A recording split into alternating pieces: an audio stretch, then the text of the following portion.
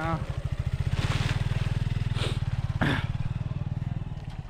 আমরা আজকে কমলা বাগানে ভিজিট করতে আসছি। মানে দেখেন বাংলাদেশে কত সুন্দর সুন্দর মানে হইয়া কমলা গাছে কমলা হয়ে আছে। এই যে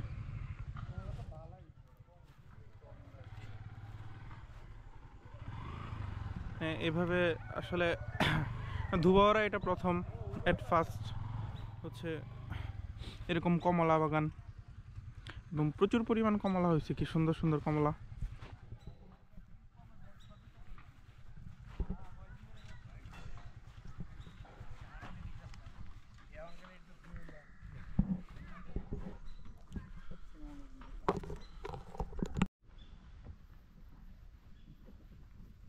এগুলা কি পাড়ার মতো এখনো ইয়া হয় নাই?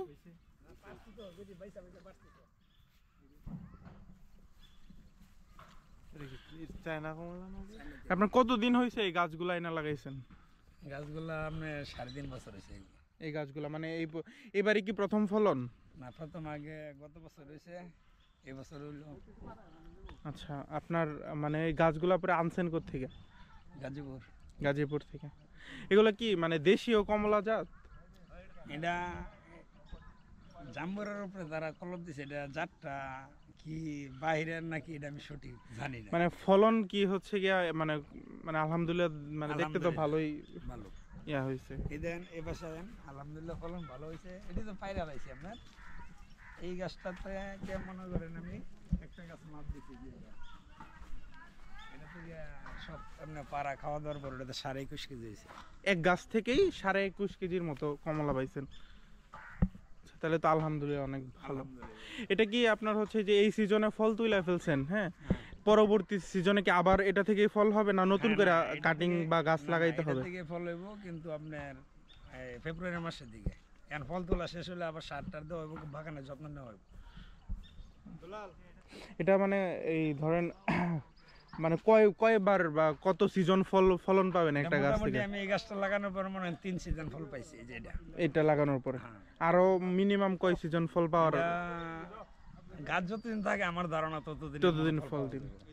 এখানে টোটাল হচ্ছে কতটুকু জায়গার মধ্যে এই বাগান করছেন? এটা এই বাড়িটা হলো আপনার 10 বিঘার উপরে। হ্যাঁ, এখন মনে করেন যে যে জায়গাগুলো আছে, এই সাইড আছে, ওই সাইড আছে, ওই পাশে আছে, ওই পাশে আছে, 3টা বছর নিয়ে বাদ দিয়া আর বাকিটার মধ্যেই। আপনার হচ্ছে প্রতি গাছের মানে গাছ চারা যে কিনে আনছেন এটা কিভাবে মানে? গাজীপুর থেকে যে আনছি প্রতি পিস আপনি 300 টাকা। 300 টাকা করে আনছে। এমনি উপজেলা কৃষি অফিস বা এই ধরনের কোনো সাহায্য সহযোগিতা আপনাকে কি করা হয়েছে? তারা সাহায্য সহযোগিতা বলতে বা পর্যবেক্ষণ বা কোনো সাজেশন?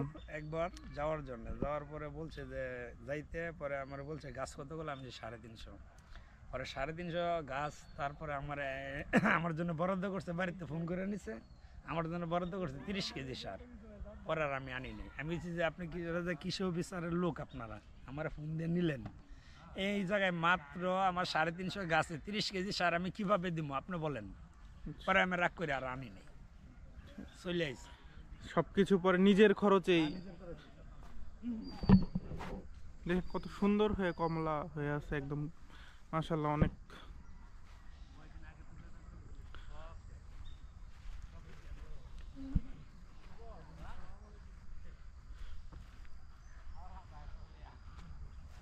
দেখেন কত সুন্দর হয়ে কমলা, মানে আসলে এটা ধুবরের ক্ষেত্রে এটা প্রথম মানে এইভাবে কমলা হয়েছে। তো ভবিষ্যতে ইনশাল্লাহ আরো হবে বা আমরা এরকম বাগান দেখবো ধুবরাতে।